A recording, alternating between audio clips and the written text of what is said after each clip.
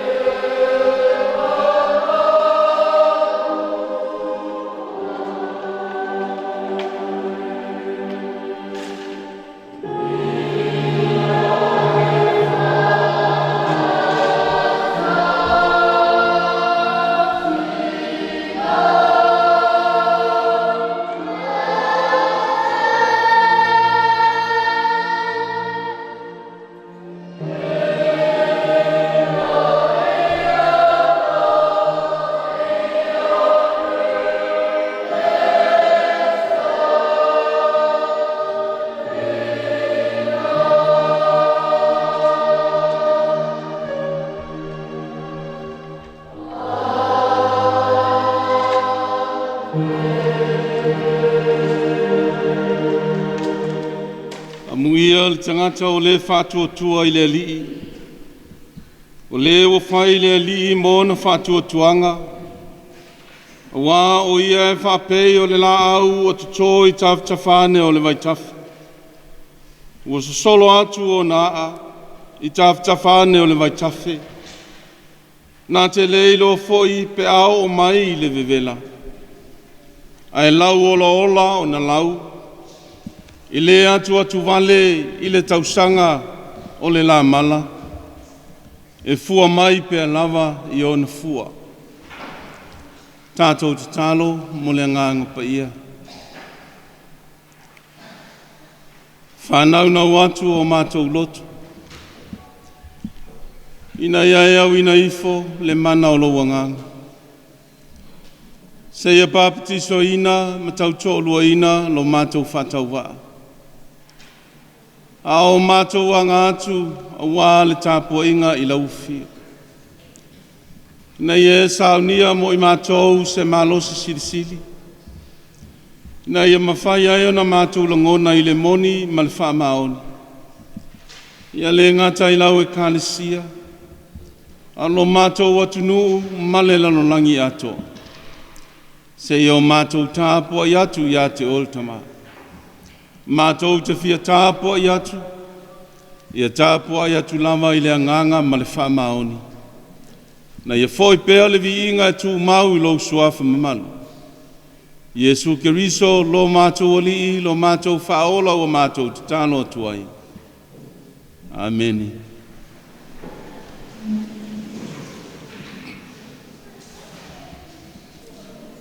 O le a tātou pese le atua i le pese taitaina i tātou.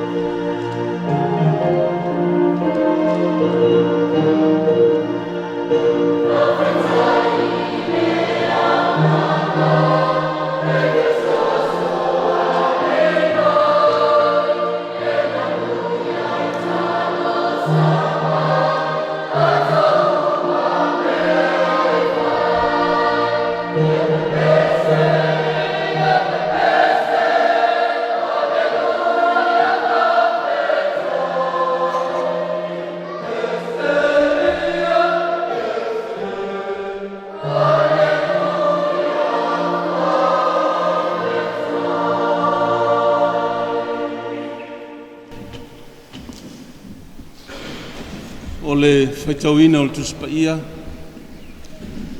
Filfilia mai le whenga i tuai. Isaia mtau peono. Tātou te Faitau whelafulafuai mai le whai upo tolu. Se whangata le whai upo e walu. Isaia mtau peono. Whai upo tolu whangata i le walu. O le a tātou Faitau whelafulafuai ai. Ina whaafonga maia o whiong pa ia le tātou atua. Sa walau fo i le tasi, u whapea ne. E pa ia le ali o au. O tumu le lalolagi uma I lona mamalu.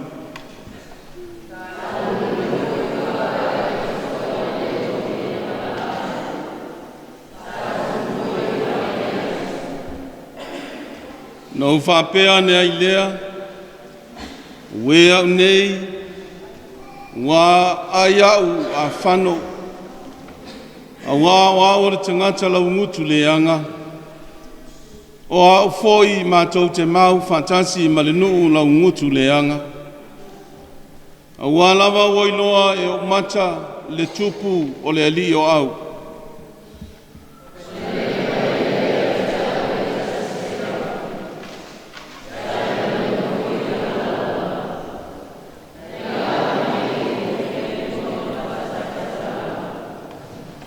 Na ia whapai mai ai I lo ngutu, whape mai, whauta, ua papai atu le nei mea I o lo ngutu. Wawe se ina ai la wa mio leanga, ua whama ngalo ina foi la wa ngasala.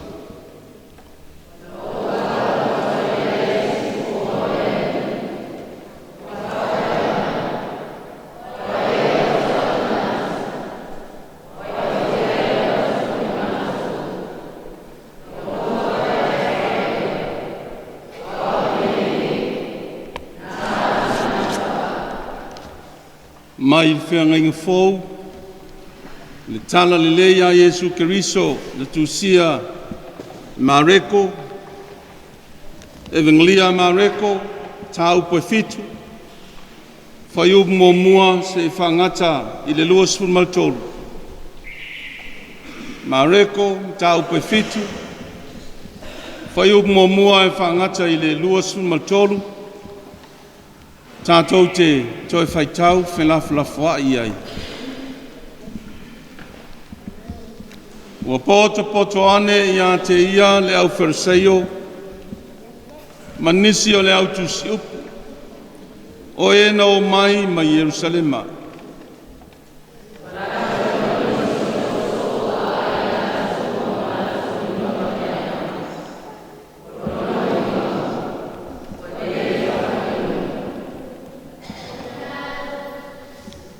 A wāo lau Ferseio a toa mai uta iauma, I lea ai lātou ina se iauma o na whano lelei o lātou lima. Lo taofi lātou I uputu a ea na mua.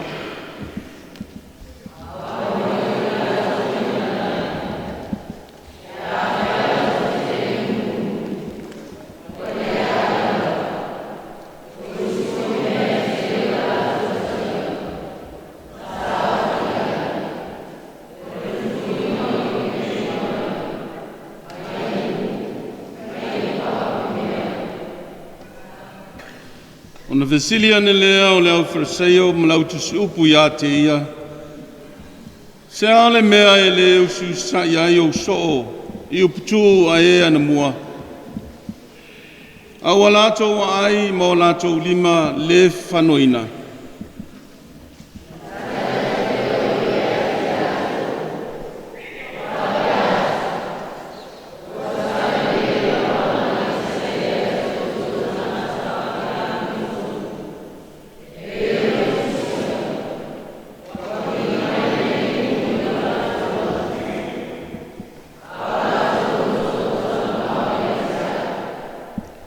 Tā puai fua mai I lātou ia te au I lo lātou whai ma mata upo polo I ngā tangata.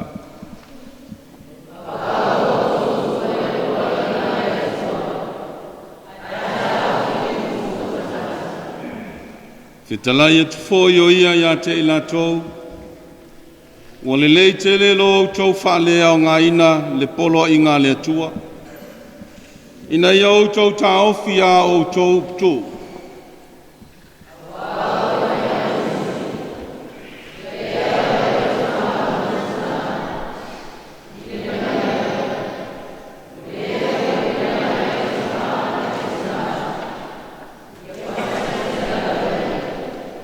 O tau whai mai, a whai e whai ane se tangata I le tamā politina, Ai se mea ua ia te au e ao ngā ia te oe, ua ko pano lea, o lono winga o le taulanga i lea tua.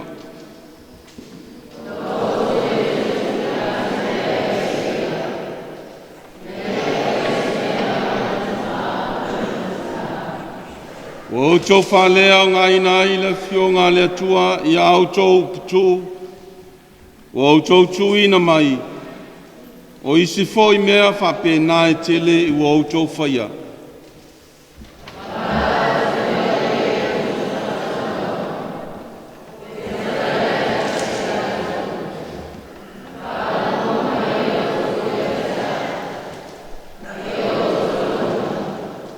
E lea i se mea o lo i Faifeau o le tangata e aluane i TOTONU ia te ia, e mawhai o na leanga i o ia.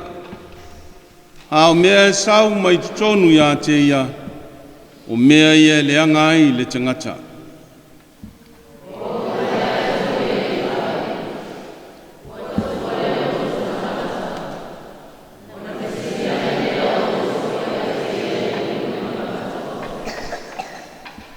Whetala ia tu lea o ia te ila tau, e whapea fo i ea o tau o na wale lea.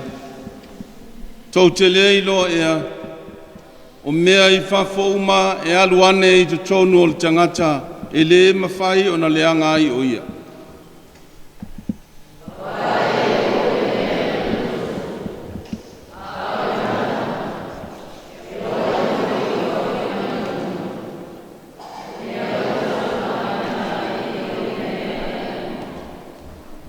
Whetala ia tu foi o ia, o le mea e sau ai TOTONU o le tangata, o le mea lea e leanga ai le tangata. A wā e alua e mai le loto o le tangata, o le manatu leanga, o le faitaanga, o le ngoi, o le fasioti tangata, o le mulilua.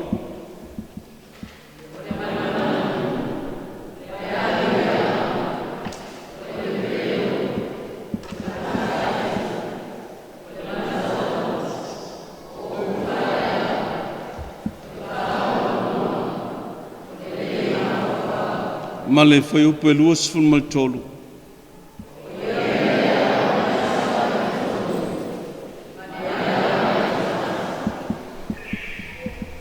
Whamanuia le tua i le Faitauina lana whiong pa ia, ma ia o mai lo na nganga mo i tātou. Ia te ia le vi inga e tu mau nei se i o le whaavavau lava. Amen. Tātou toi pese e le tua, e le pese taitaina i tātou.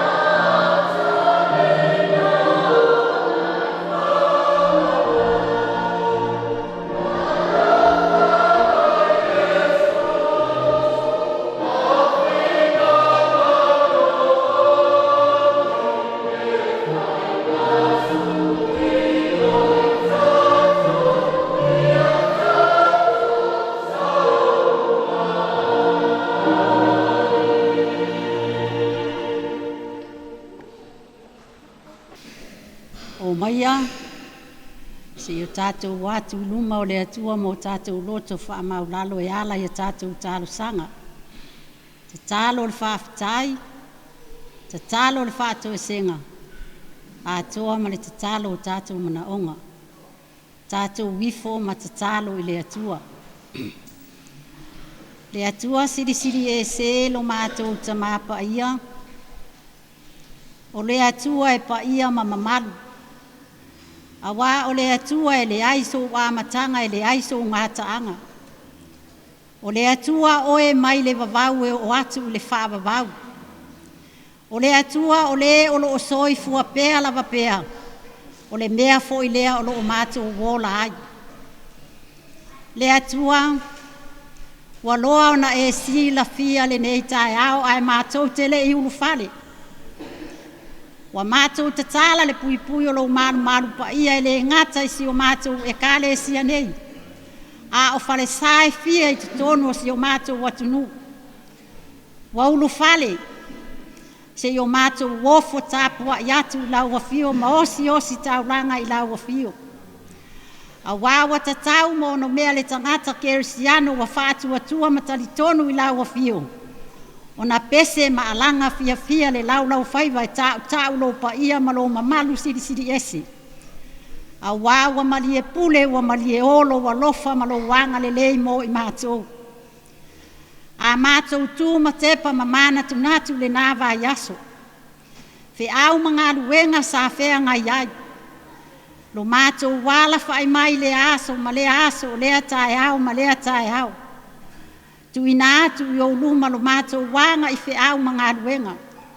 Ngā luenga wha le malo. Ngā luenga wha kampani. O le tangata malana na ati ai. O nai whanau le o atu ma le toefo i mai a o aonga. Whewa i ala tele vave i fuafuanga le tangata lavaia. O le malu o mātou whale. Pangase a lofa a tele o loa lofa. E uina pupu o mātou loto i whiau mga luenga ai ngalo laua fio. A o le alofa o laua fio e leli liu e tū mau pea lava pea mo i mātou. Lo walofa lea sa e tausi ma leo pui ma la vea i lau whanau. Wale aia i lava se mala e hafe. So i fua manuia au na ngā rurue. So i fua manuia a ingata i tasi o si o mātou nu. Ma ye mātutua se ia o lava i nai whanau.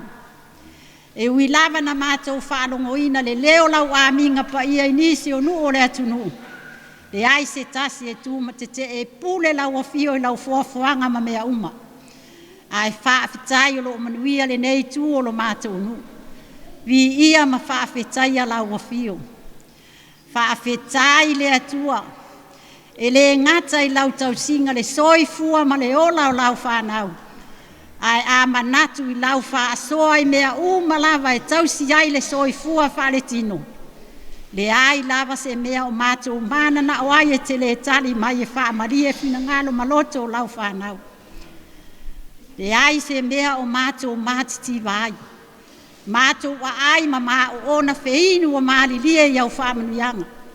So se mea o louta mao a inga te foa i mai e whaatino ai mea uma mātou te mana na o ai.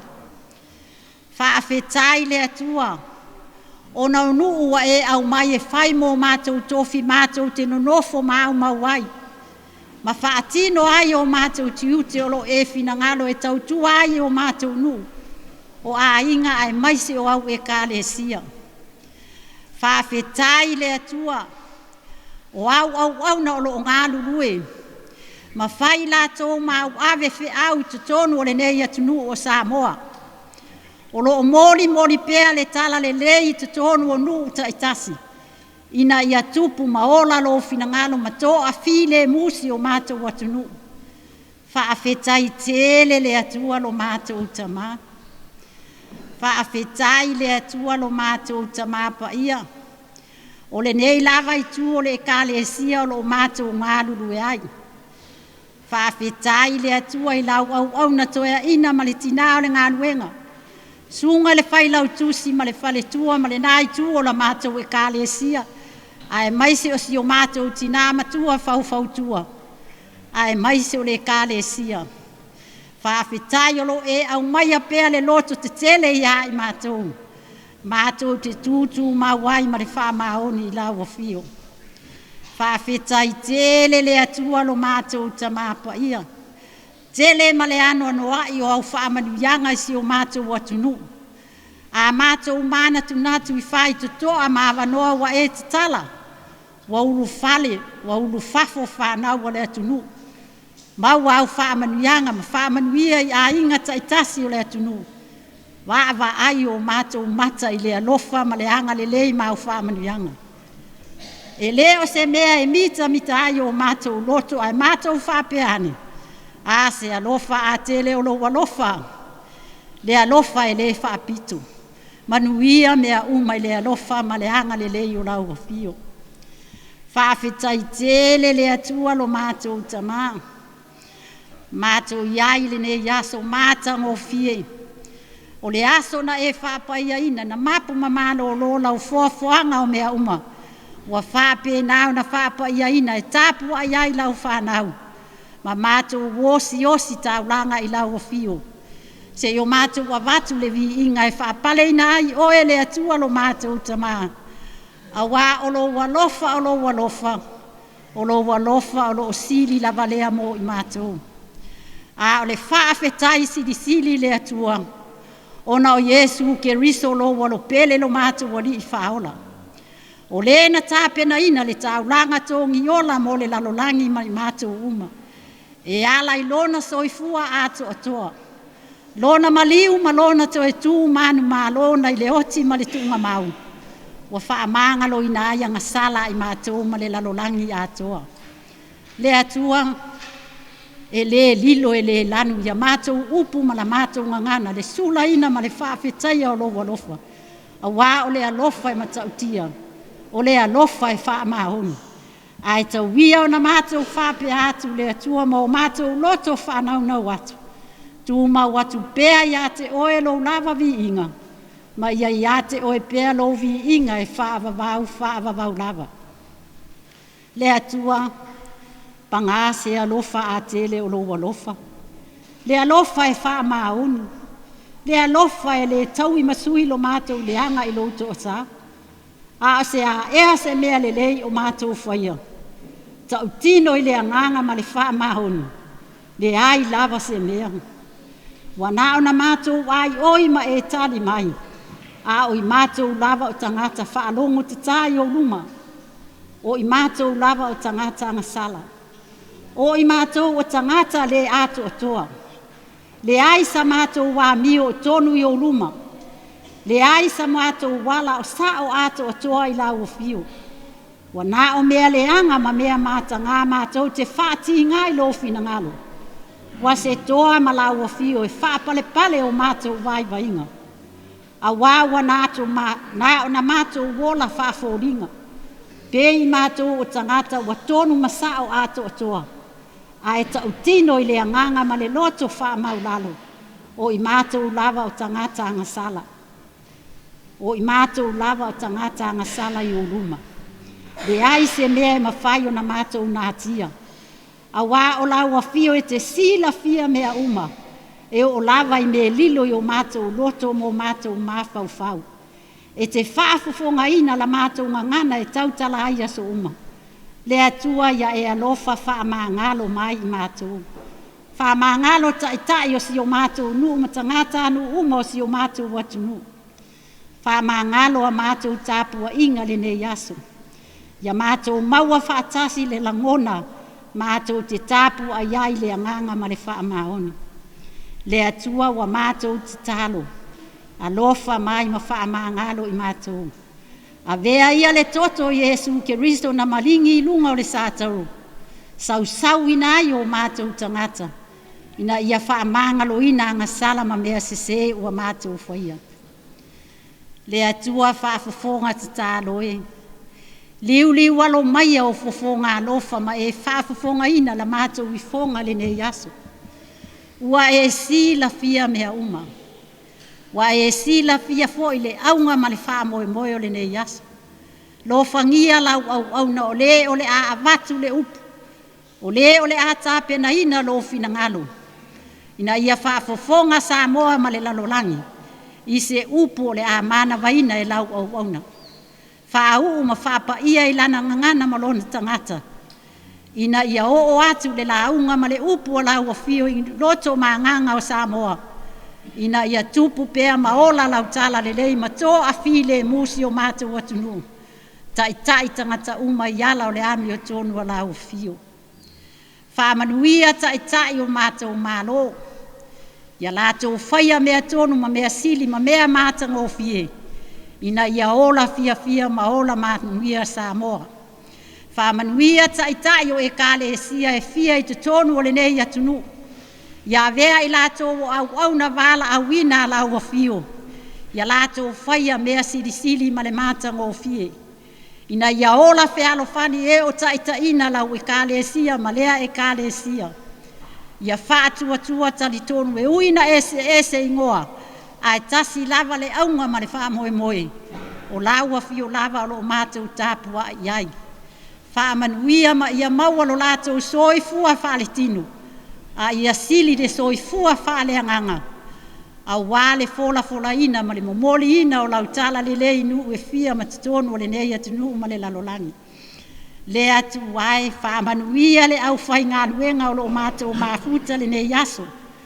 A vea lava i lātou te whaatinoa le nei wha moe. Lātou te whaasoa atu, whaasoa mai. I le whaafofonga Samoa ma le lalolangi atoa. Aua ne ia i lātou le aunga tata. A ia malolosi o lātou loto. Maua lo lātou malosi e wale whaatinonga le lātou ngā luenga. A wale moli ina o whi au tā ua lau a fio. A wā Samoa ma le lalolangi atoa. Whaamanuia si o mātou Ekalesia nei. Si o mātou tamama si o mātou tinang. O le wa avea ma tai o le nei Ekalesia. Maua lo laso i fua whaale tino. Sili o na tatoa o la loto e whaatino ai le ngā luenga. A wale tai ina o si a mātou Ekalesia. Whaamanuia foi si a mātou Ekalesia. Ma le nei aso la mātou tāpua inga. Maua lo mātou wola, maua lo mātou malosi. Whaatino ai mea uma wale au nanga matautua i lau fio. Whaamanuia whanau le atunu, matama whanau si o mātou nu o taape so se no fuanga so se atunu e mamau. I oe le ali ie, e uina vala i no fuanga. E uina le whewā aia i le waainga whaale tangata. A o a mātou tatalo e ofu inatu i o luma i le aso ma le aso. Ina ia whaatau manuia i mātou. Ia susu e pea o lātou whaamalama ma waai mai o lātou nu. Mātua ma ainga na fofoa ai lo lātou wola whaare anganga. Ai maise o lātou wolanga whaare atunu. Le atua, a lofangia le ne yaso. Le ngā luenga o whea ngai ma au na le moli ina o lau tala le lei. Ia whaapea o na iaia o whaamlianga. Ia o male mana la lātou ngā luenga i loto mahanganga o Samoa uma male lalolangi. Ina ia tupu pea maola lo finangalo. Ia maua le tō a fi le mu. Le atua mātou te talo. Lo fangia Samoa. Pe labana e sila fia la mātou whaalongo. O iai ni matangi ni a whaani o lolonga mani mala whaana atura. Le atua e le aise mea whaingatai lau fio. O e lava o le atua e pule au i mea uma. Lo fangia si o mātou atunu. Malutia i o au alofa mau au whaola. Saunga le mu le soifua o Samoa. Ia ola au na maola whātua tua tangata uma i lau fio. Le atua mātou talo i lau fio. Alofa mai le ne yaso. Se taimi mātou iai le afiafi le whai winga o tāpua inga. Ia i umea uma le manuia. A o le vi inga mātou te whaafo i atu i lau fio. O isi ia o mātou talo le atua o ofo ina ma whaalia i o luma. A toa ma le tele o te talo lilo i loto tangata lava ia. Wa mātou ofo ina atu i o luma e whaia pea i ai lo finangalo. Ai aua lava o mātou loto. A wa mātou te talo e ala le suafa pele o Yesu le ali ilo mātou whaola. Wa ole mawala au atuai. Amen.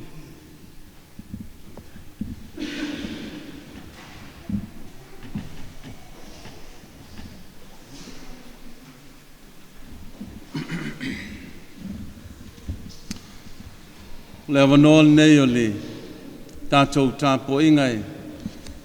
Sauni ai whanau o le Ekalesia, ia awa le whiau whaltala li lei, fia mulimuli atu, mo le nei sapati.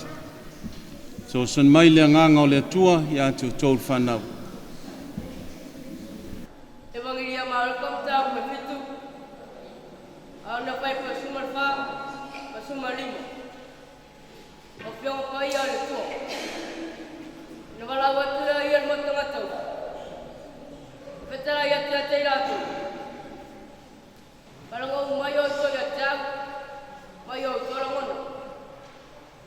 Ele lava te me o loi papo tangatau. E alvange tonia te. Ima Faifeau ia na rea mai o ia. Au mea sa mai tonia te. O mea ia lea ngai tangatau. Mark chapter 7, verses 14 and 15. Then Jesus called the crowd to him once more and said to them, "Listen to me, all of you, and understand. There is nothing that goes into a person from the outside which can make him ritually unclean. Rather, it is what comes out of a person that makes him unclean."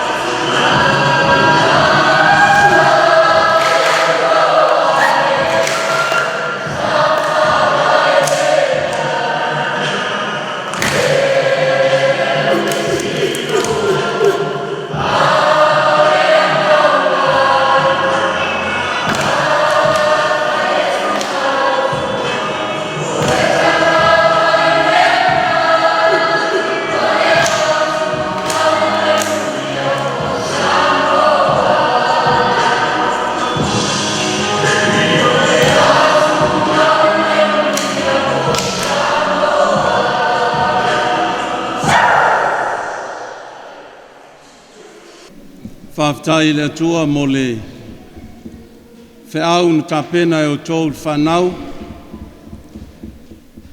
Tāua lo tōu soifua talavou. Ta pue pea I ao le Ekalesia e ala ia fionga le atua. Ina iau tōu tutupuane ma malolosi, ma iau tōu sāvavali ma olai. Whaia foi o tōu ma ave Faitau le atua. Ina ia whangaina I le tala li lei malon whingalo. Whaftai mātua, wale tuina mai pēo whanau taimi mai tuaso o nātou mātanga. Whaftai lai ngā whaiaonga o au lo sunga ia waom whaltua whapefoi lo tau tina. A wā le tāpena ina pēo nei tātou whanau. Tau ina ia vi ia le atua o no mea tātou te whaia ia I loa ailo na mamalu. Ao tātou iai le soifua mleola. Ia malia ia te oe upo lo ngutu. O mawhauwhaunga o lo lotu. Le ali ie o lo papa. Ma le nā te tōngi o lai nā. Le launga le soafa malu o le atua le tamā, le alo, ma le ngāanga pa ia. Ma wasa matua o le launga mai le Faitaunga o le whengainga fōu. E vingalia Mareko mta upo fitu. Au ofia whao ngā ina le whai upo e ono e whangata le whai upo e valu. Whai le mamatua o le launga o te toi Faitauina. O na tali atu lea o ia te ila tau, o whapea atu. Ua te tau le lei le waloanga Isaia ia te o tau tangata whawhia me o tonu. E peo na Tusia, ua vivi mai le nei nuu I o latou laungutu. A o latou loto ua tau mamao ia te au. E tāpuai fua mai latou ia te au. Lo latou whai ma mata upu o polo inga tangata. A wā o tau tuua le polo inga le atua. A tā ofi uptua tangata. O le au Manatu o le nei aso. Whasinonga le Tusi Faitau aso. O lo whapea mai. Whamamaina I TOTONU. Le whamamaina I TOTONU. The inner purity.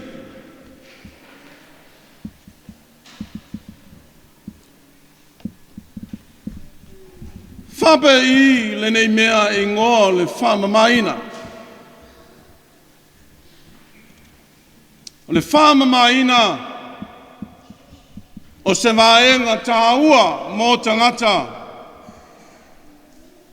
E fia vea ma tangata o le atua. Fia whaia ma tangata mama.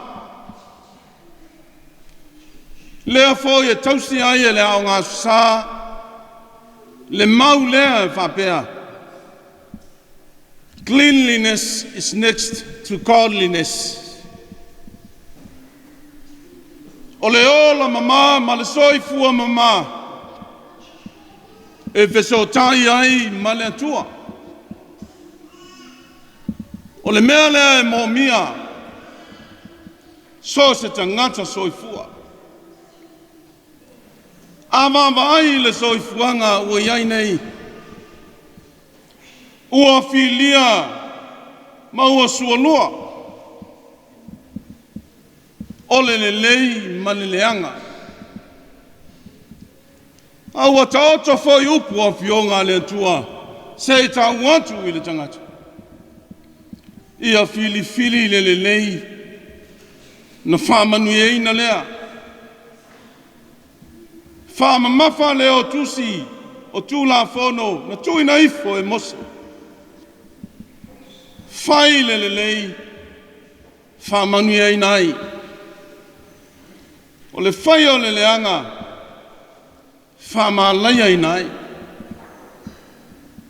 O le ngā luenga whai e so se tangata. E manino I lea tua, malona whina ngalo. E Faitau ina, e le ngata ia na upu. O ana whātinonga. A le Faitaunga o le tangata I lona ato toa. E pūlea e se vaenga wa uma na tā pena e le tua. Vaenga lea e whapea le tala. E fia ai le tua I TOTONU o le tangata. O le alea. O le loto. O le loto. O le malosi lea o se vaenga wa uma na tā pena e le tua e tuifo I le tangata. E taitaina ma Faifeau ai le tangata I TOTONU o le ola. O le fili ngā whai a le lei, o le loto le lei. Ai a le lei, o lona winga. O le whai longa o le loto. E le lei. O mea mātanga, male tangata e whaia le mātanga. O le ata o le loto, o pōngi sā ma ele lea. E manao mia ina, se wha mama ina. Fili, se tupu o Israelu, e so atu ia saulo. Whai mai le tua ia Samuel. E leo lea, a wae le wa ai le tua, I le tino o le tangata. Ai sila I le loto. Ma fua I se a. I le anga iai foi upu o le tātou atunu e ma fua mai maunga manuia. O ni tai le lei, e tai ia, e iai le loto I mama. E manuia mama tongo fie mea uma. O lona winga, tā ua ia, o le loto, ua wha mamaina. I le ato toa. Whainga tā ia le anga o le, talanga o le tuspa ia, ma le wha maumauina o tangata sa ave iai le ngā luenga. I le ngata I teimi o Mose, o Yosua, ai o mai fo I teimi o tupu. E o mai taimi o perfeta. Whainga tā le ngā luenga e na tō fia e le atua. Ina ia lātou whātai le ola mama. Taimi o le perfeta o Jeremia. Ola o tā ua ai le whainga tā o tangata. Whainga tā fo ia Jeremia ai o le mea lea na tangiso o ai le perfeta. Le anga o le aunga o le upu o le atua, fia to tō I le loto. Taitaina ma wha mamae fulu ai le angsala. Ua leo lea le mea iai tangata I taimi o Jeremia. Tangata le whai mai ai Jeremia, a wa Tusia. Wa Tusia I loto Utah la lato wangsala. Ua Tusia I le peni ua mea. Ma le mata o le Samira. Ua Tusia I o lato papa o lato loto. E o ai nifo o lato fata Faitau langa. Le ana winga o upo Jeremia. Waonge se loto le lei. I TOTONU o tai o le nu I o na po. Wa fia ai le tāpua inga. Wa whāwae I le angasala ma le ai o se loto mama. Nā vea loa mai lama ia winga se o mai taimi o Yesu. Tātou Faitau ina. Faifeau o na mōli mau Mareko. Nisi o vaenga tātou te iloa ma vaai ai. Ni tangata e le whamamaina o lātou loto. Tangata ua le mama. Tangata ua vaai I le tino. Aua le se sila I TOTONU o le loto. Sa taua I le loto. Ele anga o ie pulea o le malosi. E fia ai le tua. Le tiona la unga Yesu I le vingalia mataio. Fai mailan tala. Muia e loto mama. Wala tau te iloa atu le tua. O le loto mama e whātupu le file mu. E whātupu ai le alofa e tele. E whātupu ai le anganga fia whai mea le lei. Whātupu ai le langona e le manatu ifo. Ai manatu atu foi. I alofa atu e peo na o alofa ifo foi au I atea. Fua leon. Te leo le loto o whama maina. Ma le tangata o iai le nganga o le atua. Faitaunga o le netai au. Tasi lea o feto a inga. Whaingatai le vau Yesu mataitai o le lotu I teia. Tangata o walato tausi le tula fono. Walato whataua sina mea iti lava. Wala tau whangalo le anga salatele. Tangata ia na whai ia Yesu. Se o tau whapili na wale se. O tau wholo atoa le kamera. O le ata o tangata la tau te mai tau masei I mea iti. Ai la tau te le whataua, le taua le au. O le mea le lei ai tangata unga. Lea o mai. Whai mai o le whanoina. Lima o so o Yesu ma ai. Te manatu e le o se mea e le anga. Le anga e o foi ne iona po. Taua ia tatou. Le whautuanga o mai pea e le ofisa o le soifua ma loloina. Whamama o tātou lima. Whamama o tātou tino. Whamama I mea tātou te ai maola ai. Te langona iai fōi tāua. Pei tai e le lilo e le pōngi sā I le sila le li. E le o lea le whātāua nei tangata. Tangata o mai e sa ili masei. Ina ia whaasanga ai ma whaaleanga se tangata. Taua lea e pei o ta oto. O le taua I le vāo le lei ma le leanga. Yesu Keriso male ngā lue ngā lofa o mea le lei o lo whaia. Aua, whai ma whaalawe lave I la tau. O e o sa ili se mea leanga ai e whātau nuu ai. Leoti I le soifua o Yesu Keriso. Ese le whaingatā o ia mea. Whaingatā ia. Le anga o le naunaunga o le ali o Yesu Keriso. Ia maua. I TOTONU o le loto. Le mama e alofa ai. O le loto e fio ai le ali. E mama ai le vaai. E mama ai le whatinonga.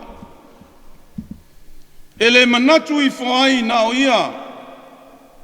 E le manatu foi Aso e soifua maolai. A e manatu Aso uma mo isi foi tangata. Faitau au ngā tūpulanga. Ia latou ai ina mwhāua wina.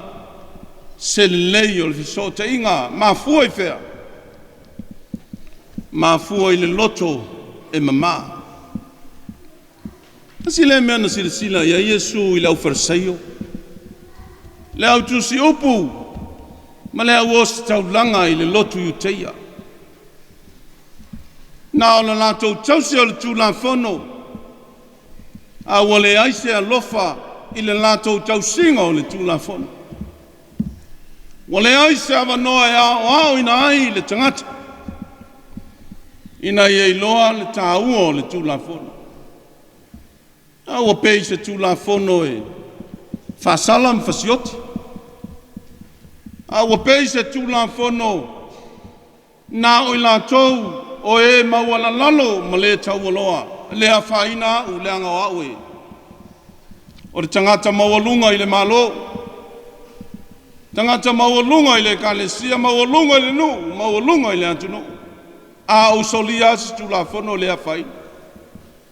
O le manatu leo le au wharasaio. Tai o le lotu i utaia. O lono winga i le ai ma se alofa i leo malama lama i le tūlafono. O le mea sili na whainta. O le lātou tausia o tū maanga. Awa lātou le tausia le tala li lei. Ma le anganga o le tala li lei. Tala li lei o le tala li lei o le ola. Na umaia le atua. Le tala li lei o le alofa. O le tala le lei e ta tala ai a ao so se tangata. Ua mama le loto. Tufa atu. Papai atu. Ia manuia tangata uma. E le whapea. Tangata ia nau mai sa ili masei a Yesu ma onso. Io tangata fo ia. Na tūlai ai se tasi o i lātou o le au tūlafono ma fesili a Yesu. Yesu. Lale me whai e ol maua i leo lai whawa. Whamtala le ia Yesu. Ia lofa i le atua. Lo loto atoa, lo wanganga atoa, lo malosi atoa, lo manatu atoa. Ia lofa fo i le lua te tua o ia pei o oe ia te oe. Ma fua i sea. I leo le fina ngalo Yesu, le whataua le tūlafono. E leo le maitauina o upu ia iloa le mafaufau. A o le iloa le loto e whatapena o le malosi le na o le mama o le loto. Whatino ai. Le whama maina e iloa le ngā luenga whatino o le loto ua mama. O le ngā luenga whatino e le lei e iloa e tangata le mea lilo i TOTONU o le tangata. Whawhia poto an tangata le nei ma fesili a Yesu o umana o whaia. Wa umana o whaia i mea. Whaia tu leo Yesu. Tala i le tangata na alu malanga mai Jerusalem e aluifo Yeriko. Whaia Yesu tangata tōlua, whai mai o tangata mapolotu. Tangata maualulunga o la tūlanga. Tangata sapo tūlafono, mapo tūlafono. Whasalasala tangata. O ia. Faitau langa, salevi. Aluatu leisi mo mua. Tātia le tangata na whasia i le ala, tangata le anga. Na ia la ngona le leo le oi. Na ia vaai fo i mata i le lava toto. Mo mia fo i le fsosoani. Ai altali, le ai. Aluatu fo i le tangata salvi. Tangata fola le tala le lei. Nao na vaai ane. Nā te le i loa le tāua se ngā lue ngā lofa. Ma fua i se alanga e ese e wha mafa le loto. Ua le wha mafa e le loto le lofa. Aua wha mafa le loto ia lava. Malona sao i TOTONU o le wha lapuru putonga. E luatu le tangata Samaria. Whai mai o le tangata sa Manatu whatau wā i aile i teia. E ese le whamanuia ina o le nei tangata i mea alofa le tu. Le loto ua mama na le awhaina ai le tua oi tosi. Wa uma na tosi. I tua awa mawai. Na ia la sia ai le olo se i papai atu. Le ngalo e ngalo fa se ano. Ngalo e ngā mai le loto. Fama maina. O le mea le fina ngalo a Yesu i le awali ia. Le awali ia e mapolotu.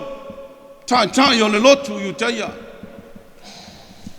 Tangata fia maua lulunga. Fia tausi tu la fono. Le se au ngao le iloa. O na mai tau o tu la fono o mai le lalo langi. Ai le iloa o na fatino se tu la fono se tasi. Ioi, whaingatā lea o nei o na pō. Pei o na iai vai tau o Yesu Keriso. Mai la tau na fia matu iai le tala lili. Tangata whai mai Yesu, la tau te le langona. Tu sa lava po le alo, la tau matuafa longo. La tau te le iloa. Tu salama po le alo, la tau matuama ai. Ma fua i se a ia mea. Tangata ua whaafeteina. Tangata ua sele manatu. Ua nā o ia, ua tumu lama ia te ia. Ua lea ia se isi, ua nā o ia lama. It's me all the time. Ua lea se alofa, he's loveless. Le aise ava noa e mawhai o na whai ai le fina ngalo le tua. There's no time for him to remember God's will for him. Ma fua i se a. Ele lea le loto. Ele lea le loto whai mai Yesu. O mea lo whaia e o tau. O mea i ele anga ai le tangata. O aia mea. O le bepelo, o le mulilua, o le faitaanga, o le whaaleanga tangata, fau se o mea. Tasi lea mea whaaleanga ai tangata. Asi ia mea whai mai Yesu. Mea sili ia o na leanga ai tangata. Mafua mai le loto e le mama. Le loto e le saili le tua. Fasino manga le tua. Le loto ua wha kengi. O whai vaenga. Tamu whai e wha leanga nei tangata e le o iai se angsala. Tangata e le langona se upu le lei mai o lato ngutu. E le fesilingia foi o lato loto o mama fau. Manao mia se wha mamaina. Pei o le manatu Autu o le nei aso. Ele mawhai o na tautala i se mele lei. Pe a whai wa tumu le loto i le pōngi sā ma le ele lea. Ai ala na tumu ia mea. O na ua ngalo le atua e whaafio i le loto. Ia whai ala fina ngalo le atua ai leo le loto o le tangata. Langona ian tātou waia i le tusi a Isaia. O le vala wina o le perfeta. Tātou loa ai upu foi a Isaia ia. Isaia foi o tangata angasala. Tangata sa nofo ma angasala. Ele ngata ia te ia o lona whasino manga i lona ainga. O lona nu. Ai ese ina wali ua. Ina ua maai le mamalu o le atua. Whai mai ua wha mamaina o ia. Ua tu atu le malala ola i lona ngutu. Ma le upu o le atua. Ua mangalo. Wha mamaina ua ngasala. I le toe ola ngasala. I le toe ola pōngi sā. A ua ola i le mātango fie o le atua. Ioi, Fai mai le vesili ina ua uma o na whaama maina o le tangata ua tatala le ola fou mai loa le malo sililo.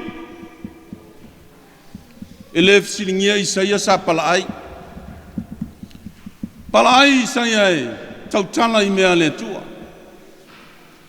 Ai na ua avea masangata e mamā le lotu. Tātou loa le whiau e le fefe. E le fefe alu e whai le whiau o le tua. Tau atu le upu o le tua ia Israelu. Whalongo I le māneia o le tangata ua loto mamā mau wha mamaina.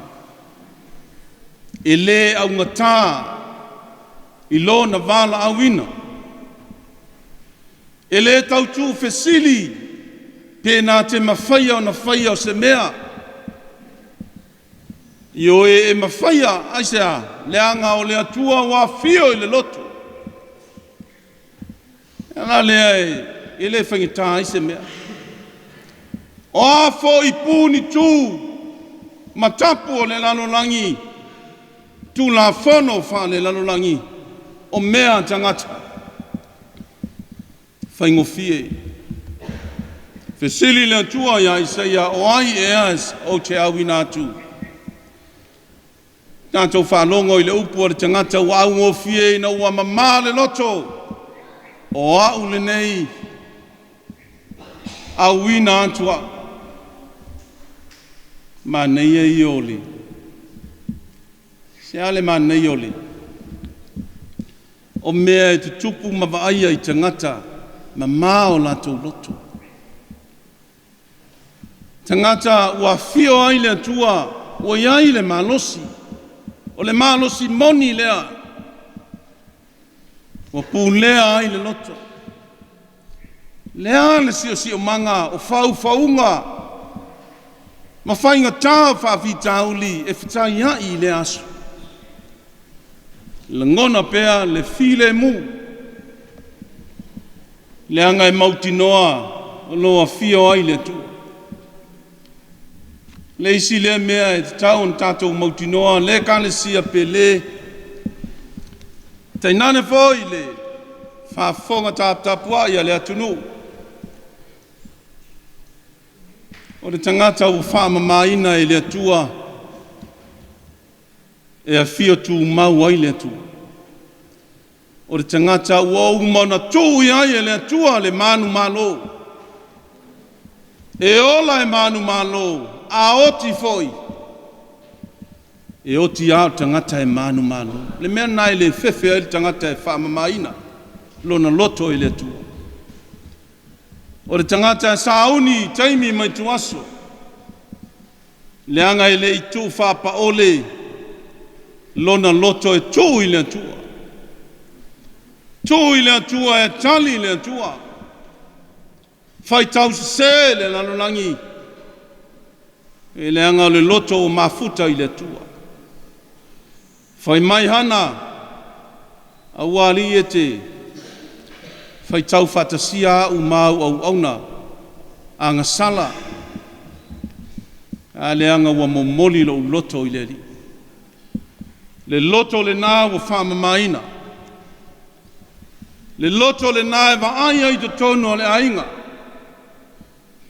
E vaai mata na te iloa. E ngā lue fo I le vai se ilonga e uma se me le e whai. E le solomuli le tautuaina o le Ekalesia le tua. E whaamalosi e tausia o le mamalu lofa I le nu. E alofa I le atunu. Le anga o le tangata I le manatu lava mo ia. A o le tangata e manatu I le tua. A whai e iaini tangata o le tato Ekalesia. O lo la I le pong sa I le loto lea. E Manatu a le saunoanga le vionga le tamaitai palemia. Te tau ana sei. Ia sei fo I malea. Le pong sa o lo tu I TOTONU o lo loto, ma lo loto. Ma ia tātou whaia. whaia me le lei mo le lumana i le ngata i le Ekalesia awa. Ao le atu nuu male lano langi. Tau ina ia manuia i le anga le lei o le atua. Yesu Keriso malona a o mai mo tatou. Ina ia maua pea ni tangata ua wha mamaina mo lana ngā luenga. Tale suanga na whaia Yesu Keriso. O le wha manatunga, o le wha malosia o tatou le loto mama. I le malosi lilo e mafuta ai ma le atua. Ma iaua nei ave sea le ata o tatou o tangata o le atua. A tātou whasa ngai ma le lanolangi i whai mai, ma wha masino mai. E le mawhaia e sa lato upu, na whaia le fina ngalo le atua. O tātou voi le tiute o le ono sai. Pe ao o maiti ngā, le Ekalesia pele. O le tofi malie, ma le file mu. Ina ua mauti noa o wha manu malo ina oe maa umai tātou umai i le atua. Le manu malo le o Yesu Keriso. Wha soa mo i tātou a ai ma wheinu. E tupu i le loto e Manatu pea. Le wheau o mala uina ai tātou. Le ola, le malosi, awane i ngalo lo atua. Awane i ngalo lo walofa i le lua te tua oi. Manu i o waso, ma o tātou waso. Ina ia whai tātou, ma tangata e taina pea, e mea alofa al tātou atua. Tau ina ia manuia le nei tai au. Manuia fo i Samoa. Mo mia, ina ia wha mamaina tātou i te tonu. Amene. Tātou pese. Pese o taina i tātou e rau pese. Amen.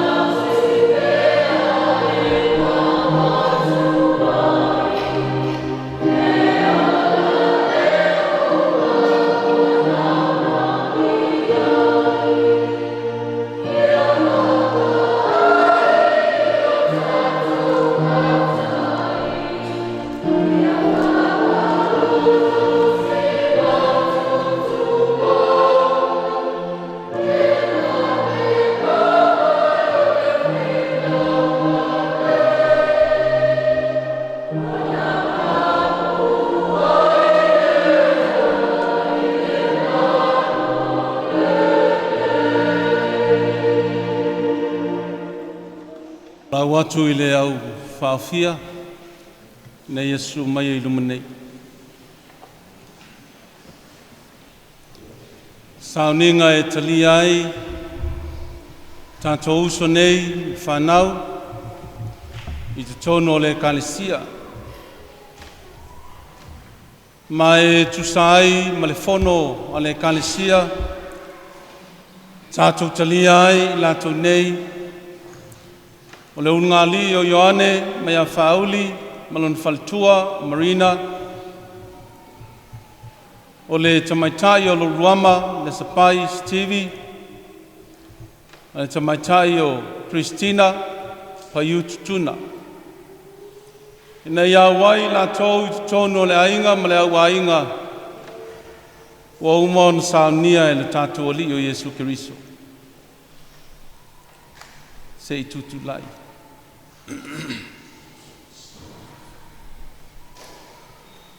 Tusai ma le fono a le Ekalesia, ma ua talia ai o tou, tātou te awai whatasi le nei lao ai, o le ainga, ma le au ainga pa ia o le atu, ne ia tātou wang ngaia lan talisuang pa ia.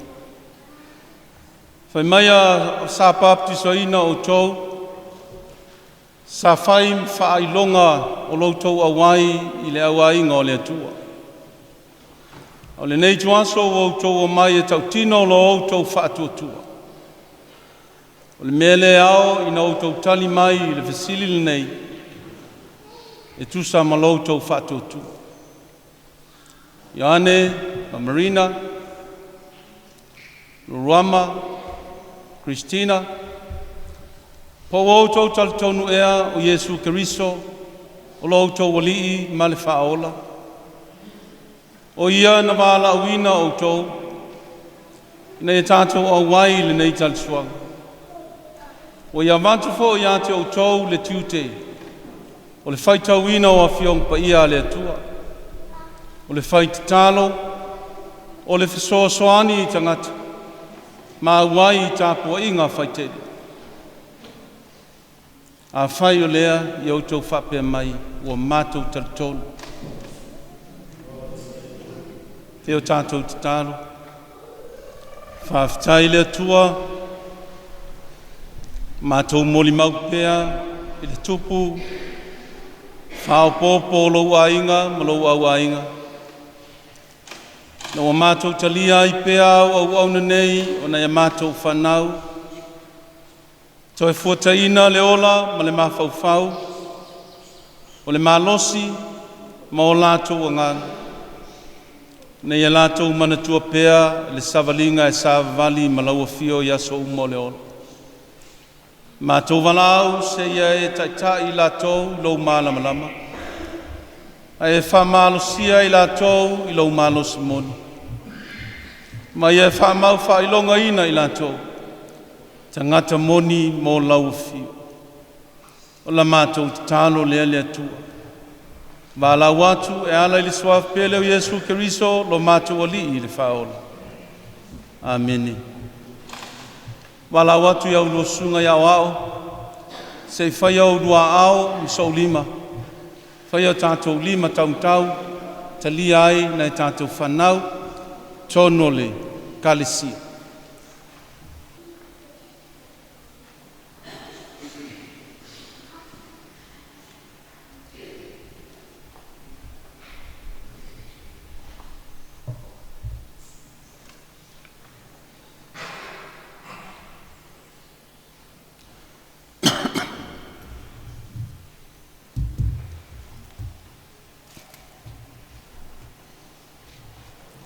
Se o tātou te tālo, mātou whaafitai pēa i le te leo au mea alofa. Taulanga o tupe so se ala na e foa i ane ai. Lātou whaapolopolo ma o mātou whaapau. Sa le ngalo ai lau fio ma lau alofa. Mātou whai ai le taulanga. Wo foi natu lo nato so I fua ma lo mato wola. Ngā luenga ma tofi o tiute ma whiau. Taleni mangava am social na lato saili mau matou mawai. Matou le whangalo laufi. Matou foa yatu leli e. Taulanga ia se ia elofa mai talia. Whapa ia mai whamanuia. Na wai whao ngā ina whatasi lo lato soifua mai matou. Ia tina ia i lau Ekalesia. Ia vi ia pea lo suafa e whaavavau lau. Amen.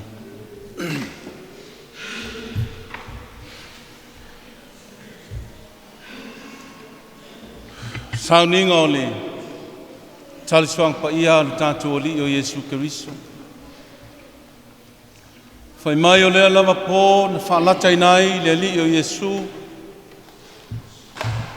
Na ia tūlaʻi ai luma o lona ausoo. Na ia siʻitia lea o le areto ma ia tatalo faafetai. Tofi lea ma ua ia fetalai atu.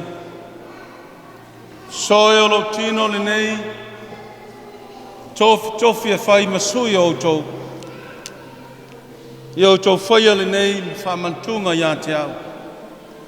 I aso uma tau te ai. Wa omana ia si tia leo le ipu, ma whetalai e te whoi. O le ipu whoi le nei, o le whengai whoi lo toto. Whamalingina, mo le whamangalo ina o angsala le lanorangi. Ia outou whaia fōi le nei ma whamantunga. Ia so uma tau te whainu ai. Wā so uma tau te ai le nei areto ma whainu le nei ipu. O le au tau atu ai lo na maliuti ngā. Se ia toi a whio mai o ia. E o le a whapea fōi o na tātou whaia i le nei tai au. Se o tātou te tālo.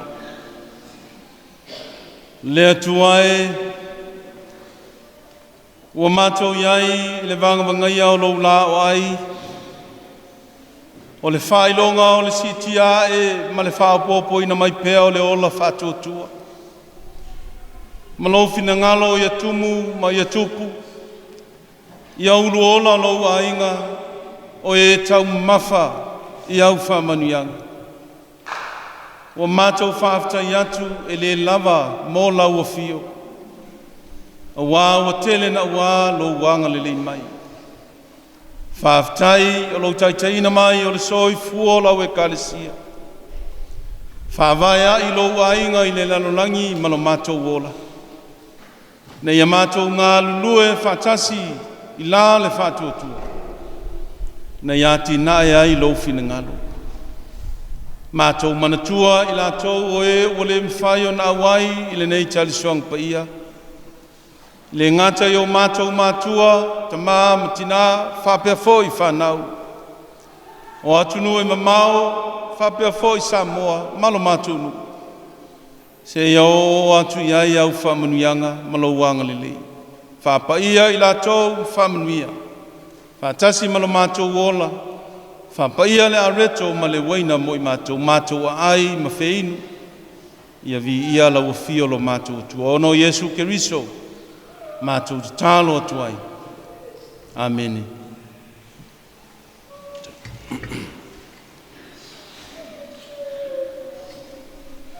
Atu ia male, manu ia le li e tuftu wharwhatu so. Lon tino pa ia. A maua matalia loa.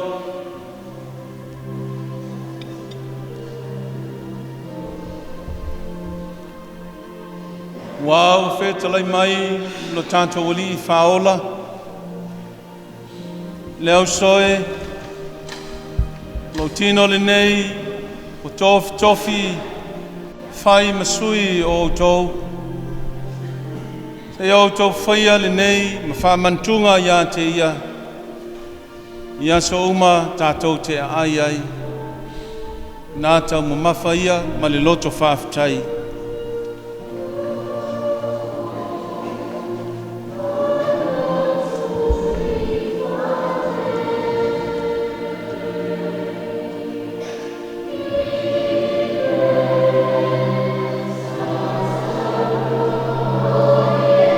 Tātou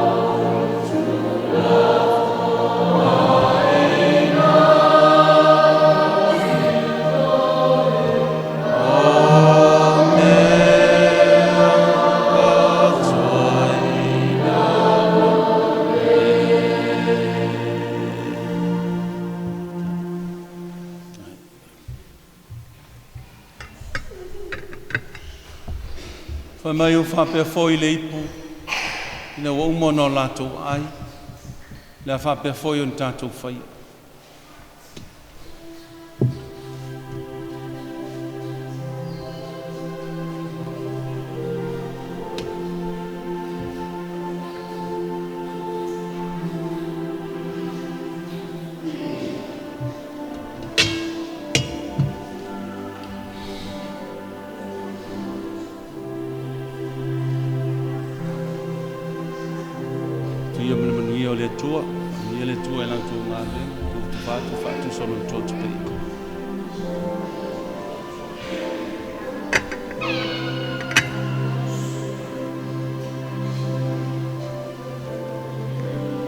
Maua matalia loa.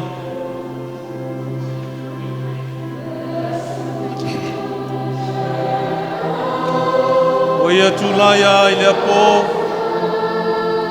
Si tia I o lantou lunga le ipu I whetala yatu. O le ipu foi le nei a whenga I fau I lo toto. Whamalingina mo le whamangaloina o ngasala le lalunangi. Le au soe au tau whaia le nei whamantunga ia te au. Ia so oma tau te whainu ai. Whapea whoe na mori mai le whe au. I le nei aso mo I tātou. Nei a tātou whainu mali malie. Tātou ai ma ona I le anga le leo le tu. Nā tau mawhaia ma le loto whaafitai.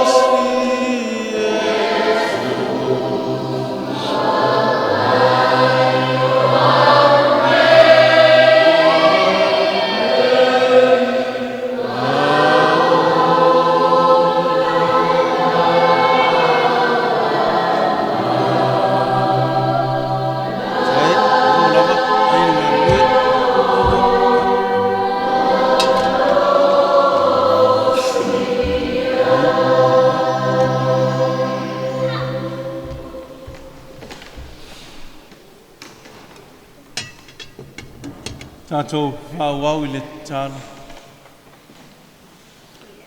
Ua malie o, whasao I lau pule tō. Whasosi sili ma le anga le leito pano. Ta mao a inga, lo matou wola, I le tino le mafaufau ma le anga.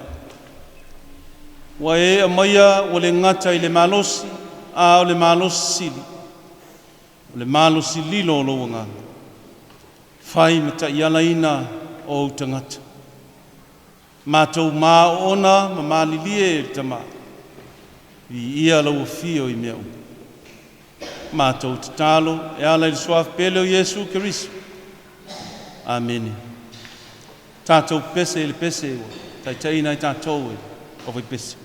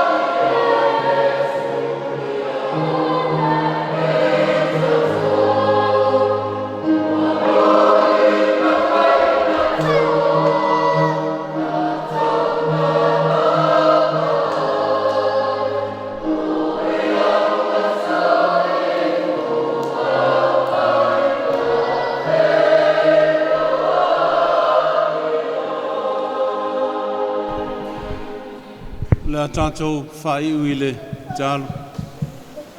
Tātou ifo ma tālo i le tū. Mānawa mai pēa lo nganga. Lau Ekalesia ma lo atunuu a le nei lalonangi.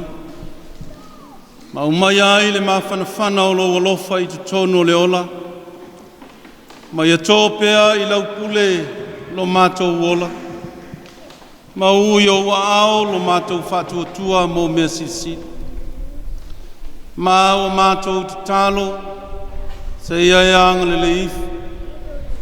Mātou manatua lau au auna tina, kuini ia kopo i Sala'ilua, le whanau o le Ekalesia o le pulenga, Faifeau ia inga. Whamawhanawhana lo wanganga, o na o le tuua e le tamā o le mātanga. Ia manino pēa lo sili ese, i tu aso mātou te manatu ai le lalolangi o pōngi sā. Ai e lo atili lo mālamalama. Whātasi mai lato uma o e o iai le whāwauvau i le nei tu aso. Mā o le a mātou tuua lo manuia ma lo file mu. Le alofa sisiri ese o Yesu Kerisiano lo mātou ali le whaola. Mawhtanga tū mau ma lo wanganga pa ia. Ia ilungo lau whanau whātua uma i le lanolangi. O lo atunu ma lau Ekalesia. Tū mau ai nei se o le whāvavau e whāvavau lava. Amen.